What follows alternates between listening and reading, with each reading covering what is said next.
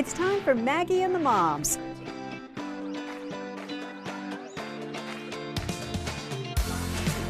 Sponsored by Tampa General Hospital. Boy moms, have you noticed our boys are struggling in school with their mental health, transitioning to adulthood? It's not just a feeling, it's a real thing backed up by research. But why is it happening, and is there anything that we can do? For this conversation today here on Maggie and the Moms, I have enlisted a couple of my favorite boy moms. Brie Gorecki is here. She is mom to 11-year-old Brendan. Welcome. Good to have you here. Thank you. Natalie Zfat is mom to 4-year-old adorable Theo. And yes, I have to say it like that. I think it's appropriate.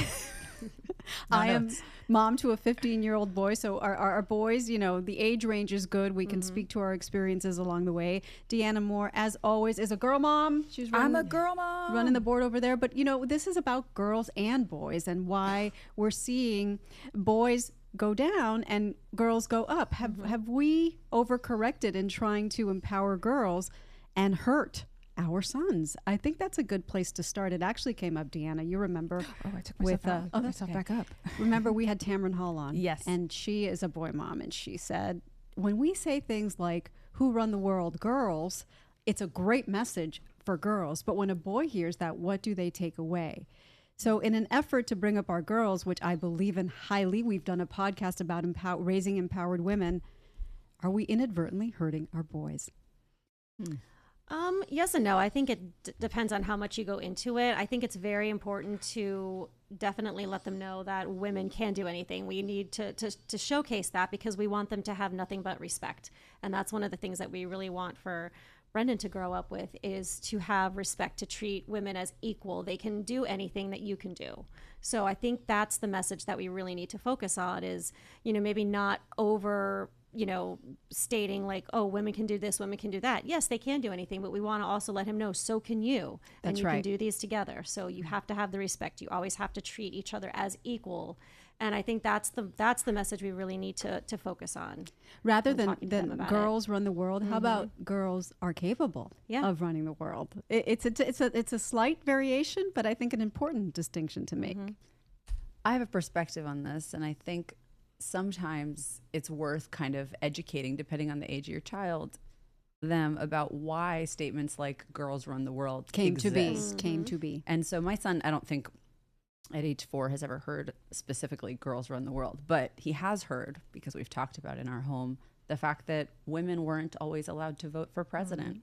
Women were not always allowed to have money of their own or have a bank account. That's right. Women were not allowed to play in professional sports, you know, and I take him to a WNBA game. Like, this didn't always exist. It wasn't always allowed.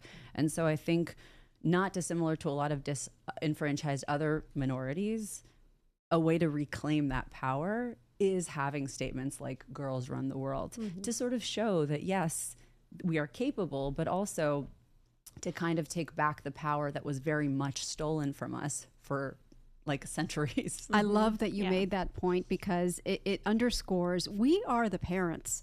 We can't just let our kids be in the world and hear things and not take the time to explain them. Because wow, what a difference you make when you say, if a kid is sitting alone at home and going, why do girls run the world? How come that starts to like a young brain, a not developed brain, will do all kinds of things with that. But if we take the time to sit down and think about these things and explain them, Natalie, I think that is perfectly put. So the question is then, why does the data show that they are falling behind? If boys and girls are capable of running the world, why are boys lagging? They are doing so in school. The research shows that the girls are passing them. And there are many reasons why, and we'll get into some of them, but I'm curious to know if you've experienced that firsthand, Brie. Oh, absolutely. And, you know, my son, he's about to enter middle school. He's going into 6th grade.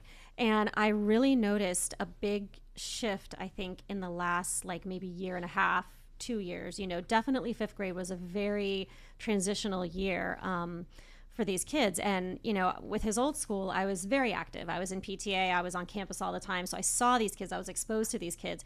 And I definitely noticed that the boys kind of stay, you know, they change a little bit, but they kind of stay stationary. The girls hit a much different level of maturity. You can definitely see the difference.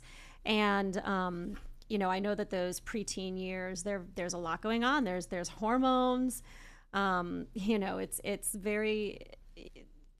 very transitional time for them. But absolutely, I noticed a big change, you know, not just in, you know, my own son, but also, you know, in his friends and the other kids. It's a noticeable difference. You know, when I really noticed it, it was my son's now, he just finished his freshman year in high school, but I remember the 8th grade awards, you know, the academic awards. It was more girls than boys up there. And it occurred to me, like, are girls smarter? You know, is a question. And what I found in the research for this is that what they find is happening is that schools are getting more academically serious earlier on. So in that way, girls are getting a head start because they mature at a younger age, both academically and emotionally. They're able to handle that academic rigor starting at a younger age, and therefore they have a head start. So I thought, well, what can be done about that? I don't think that there's a solution for that. I don't know if there's a solution, but this might be a controversial point. When we take the barriers away for girls, like, there were so many barriers. Like you said, we couldn't vote, we couldn't do certain things. And now that we have all of those barriers, did we expose that girls may just be as academically attuned, if not more, better at things, if not more, than boys and men? And maybe they're not just falling behind, maybe they just are what they are. And that's important. And if that's the case, then 100%, sorry, boys, you know, that's just the way it is. But what I don't want is to see that we are giving more opportunities to girls, right? If my son and my daughter go for a job, I want them to have, you know, equal opportunity to get the job. Yeah. I want them to be equally prepared for the job because their schooling opportunities were the same and because they're considered the same. Am I alone in that? Maybe because I have one of each, I feel that way. No, I don't think you're alone. I think wanting the best for both of your children or all of your children, regardless of their gender, is so normal. Yeah. I think there's something that's happening in my experience with a 4-year-old that is sort of an earlier, I would say, indoctrination of boys and what might be attributing to some of their later sort of falling behind in school. Please explain. I'd be delighted. So we've all sat in rooms where somebody said, boys don't cry. Yes. Yeah. Boys don't wear pink. Yes.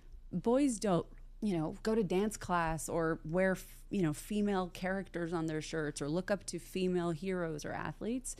This type of like shape-shifting that we are requiring boys to do, suppressing their emotions, their desires, is an inevitable moment for them to lash out later, because what we're doing is we're asking them to self-abandon.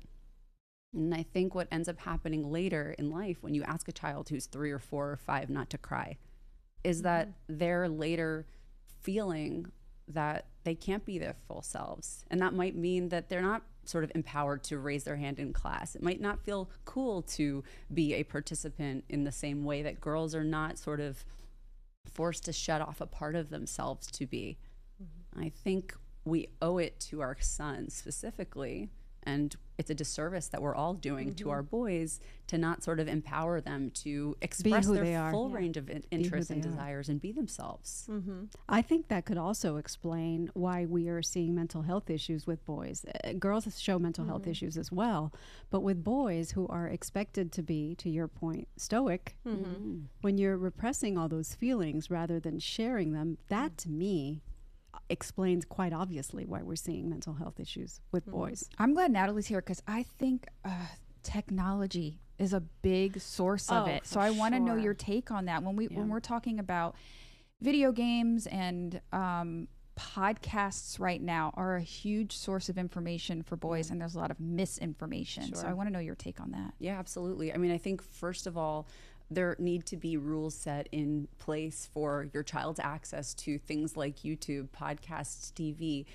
In our home, there's no unsupervised access to any of that. I mean, my son's 4, he's not looking at YouTube or TV at all, but no unsupervised content. There's no iPad that he is handed so that we can get through a dinner, you know, and not have to, you know, pay attention to him. It is a thing that we've seen for a lot of other families.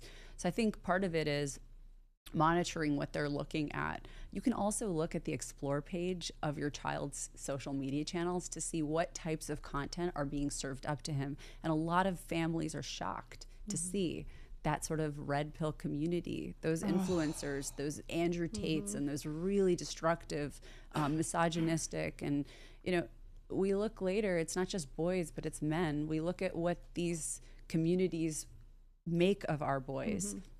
Men are responsible for, I think it's 93% of sexual violence. Men are responsible for 90% of homicides.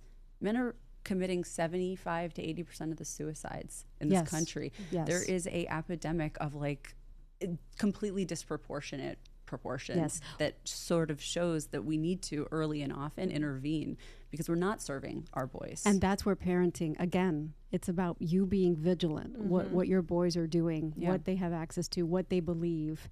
And at this age, you know it, Brie. Oh, yeah. It's hard because you get like one-word answers so much more often than you get any kind of deep conversation. So to be able to have those conversations with your boy, how do you go about that? I mean, one of the things we always let them know, I mean, first of all, when it comes, you know, to the technology, there is a big difference, I think, what girls versus boys are influenced on. I feel like the girls right now, at least, are more influenced by the influencers, the TikTok, whereas the boys, it's the video games. More positive things for girls, it beauty. seems but like. Positive, although but there's also comparison trap when it comes to girls. Expectations of like what they want to look like and how, you know. But with the boys, for sure, you know, it's like the video games. And one thing with him is like, I notice if he starts to get anxiety over a video game, it's like, we're turning that off and we're going to calm down because that's just, it's not worth the struggle. And we do monitor. There are some parents that don't monitor what their children are watching, what their children are looking up, and you can definitely tell the difference. And with us, you know, you've got the you know, iPad in front of you. I'm going to see what you're watching. I'm allowed to take it away. I'm allowed to look. I'm allowed to have the child restriction on it. And if you don't like that, I'm sorry. Know their passwords? But, absolutely. If that password gets changed and we don't know it, then the device gets totally taken away. Now, that hasn't happened, but that's just, you know, and he understands that.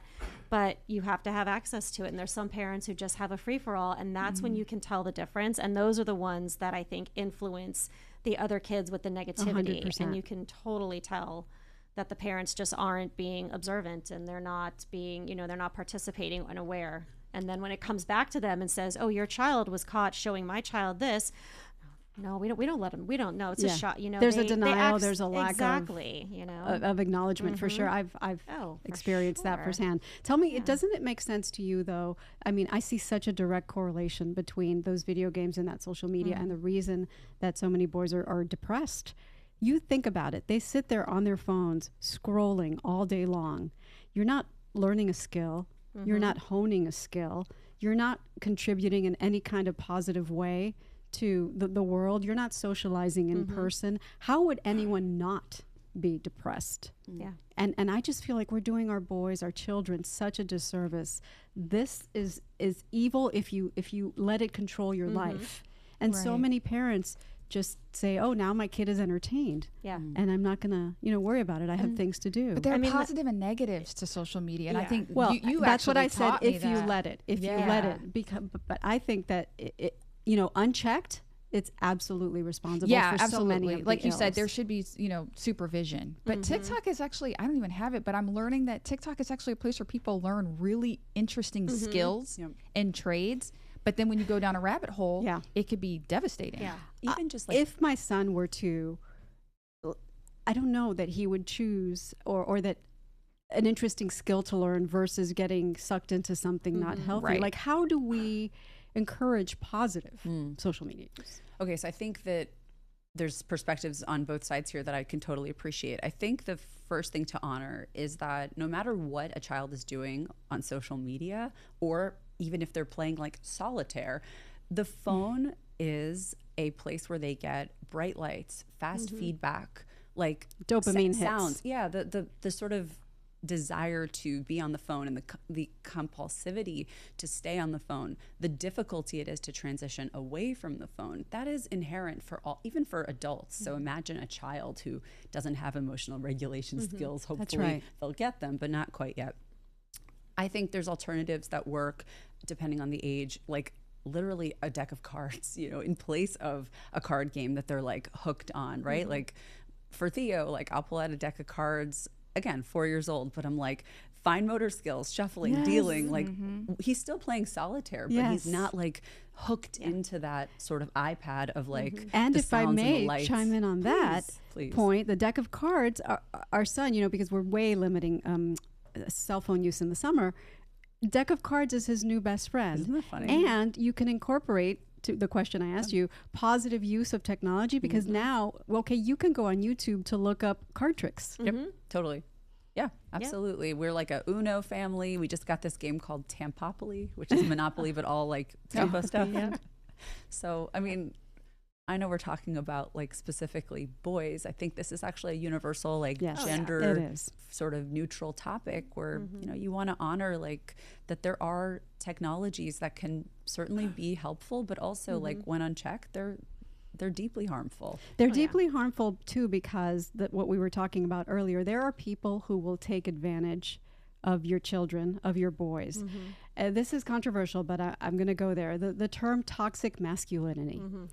There are people, some of whom you've mentioned, who will take that and brainwash our boys to think, you see, they're making being a man bad. This is and it's messing with their brains. How do you feel about that term and the message that it sends, Brie? I mean, it's definitely harmful. We don't want our boys to grow up with that mindset, and again, this kind of goes back to the same topic that we talked about earlier. We want them to we want them to be tough. We want them to stand up for themselves, but we also want them to have respect for others, respect for women. We want them to have that equal mentality. And, I think there's, you want to teach them to be tough in certain situations, of course, because life is going to hand you all sorts of things. And there is a time and place to be tough, but there also is, a way to go about it. But you need to, I think, I hate that term, toxic masculinity. It's I don't like it either. I don't think there's a need for it. Why couldn't you say toxic traits? Yeah. Let's talk about toxic traits. I actually like the term. Why do you have to make masculinity because it's toxic? not they're not saying masculinity is toxic. They're saying there is a type of masculinity that is toxic. Traits. Certain traits that are assigned to masculinity that are toxic. It pinpoints violence. exactly what it is, though. I find it as a boy mom highly, highly offensive and worth explaining. Having the conversation, to your point. Yeah. Here's why that term exists, because there are toxic traits. But it's about knowing that the are definition. assigned. That's why I think masculinity. Define it for me. Because there is masculinity, and there are people. What is masculinity to you? What do you mean by that? Masculinity can be many, many things. Okay. But specifically, toxic masculinity is the denigration of femininity, of being a woman, right? So. But being masculine doesn't mean not liking women. It's a or putting toxic down masculinity is a type of masculinity. We're not saying everybody who's masculine is toxic. So yes, I agree that it's wrong to be a toxic male. It's wrong to be a toxic female. It's wrong to be a toxic person. Right. I have a thought here. I don't think that toxic masculinity is an attack on manhood. I think it is a magnifying glass on the ways that societally men have been taught to solve problems through dominance and violence. Correct. The toxic traits. Right. To other or denigrate women as a form of sort of, enjoyment or a way to prop themselves up. It is actually, I think, a term that we use as a reminder of ways we've disserviced our boys, the things we don't want our boys to be, the things we don't want our boys to do. For me, when I hear toxic masculinity as a boy mom, it reminds me like I want my son to feel safe, to be masculine if he wants to be, and not if he doesn't. But wouldn't you have taught him that anyway without the need to put that label on it? Because that's how I'm raising my son anyway. Yeah. But sometimes things need labels. If somebody is being toxic, and like right now, toxic masculinity for me are those podcasters, those people. I don't even want to give their name. I don't want to say their names I would here. say that person is masculinity. toxic. Yeah. That person is toxic. I just feel like I don't know. Is there an equivalent female term? I think I don't know, but we've always been denigrated. So that's why when we talk about, I get worried about my girls because we want the pendulum to swing in our favor, and maybe we've course corrected or over course corrected for that. But we can't forget, we still don't get paid as much as men do. We 100%. still are dealing with 100%. so many things that keep us behind. How So does- if we over course How correct, it does might be wrong. coming up with a term like toxic masculinity help fight any of that, which I fully agree with. I have a perspective. I don't want to interrupt you, but I think No, that's what this is about. We I just think all talk. conversation. Right. I feel like we're fully on The View now. I do too. I do too. I think what in the best way.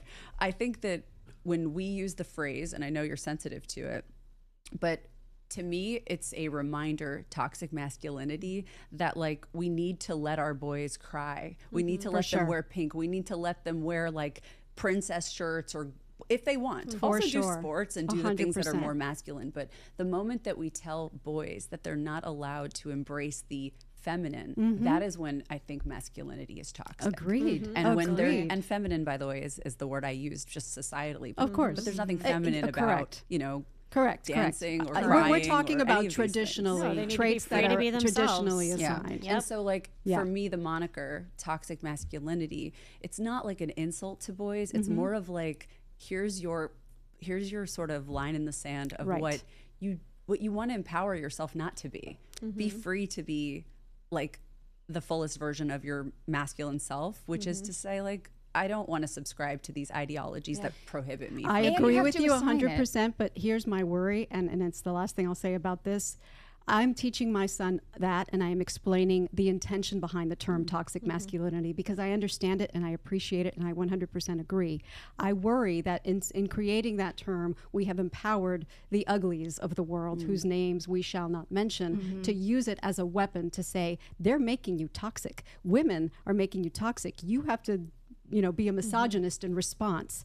So but that's I just, acquiescing to their world. I just don't So think there was a need for I it. think the problem is we're assigning that word to the wrong people. I would never call your son a toxic masculinity personality. So if people are saying that all boys are that, or your son is that, that's where it's Exactly. wrong. We Yeah, need exactly. the term, but it's where do we assign the term? I right. think. We agree to disagree. I love this because we always agree on everything here. So I like it when Well, we and that's don't. what leads to a lot of bullying too at a younger age too, is because some of those boys are taught to be so like rough and tough, and like you said, like Yes. another boy is wearing pink, no big deal.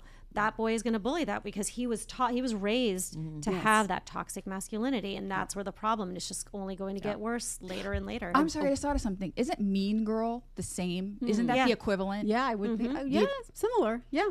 I don't like that word either. Yeah. I'm But equally Mean Girl against would be the Mean equi- Girl. I don't know. equivalent? Does mean girl connote that she's like hurting men? Isn't she hurting No, I other guess it's women? not the same because Yeah. not all girls are. Well, not all boys are toxic. So Right. maybe. I don't know. Sorry to I interrupt. don't. So that goes to show that I'm just a person who doesn't like those labels. I don't think they serve a positive purpose. But I feel like we absolutely need to explain to our kids why they exist, and just let them be who they are. Absolutely. And equal opportunities for boys and girls, I think, and we're closer for sure.